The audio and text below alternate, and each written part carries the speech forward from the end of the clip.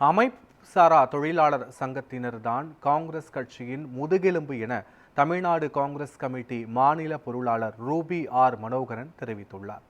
சென்னை சத்தியமூர்த்தி பவனில் அகில இந்திய அமைப்புசாரா தொழிலாளர்கள் மற்றும் பணியாளர்கள் காங்கிரஸின் மாநில மாநாடு நடைபெற்றது.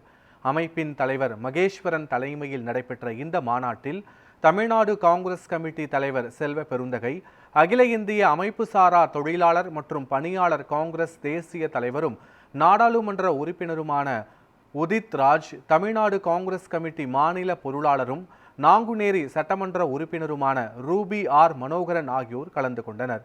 அப்போது பேசிய ரூபி ஆர் மனோகரன், அமைப்புசாரா தொழிலாளர் சங்கங்கள்தான் காங்கிரஸ் கட்சியின் முதுகெலும்பு என்று கூறினார்.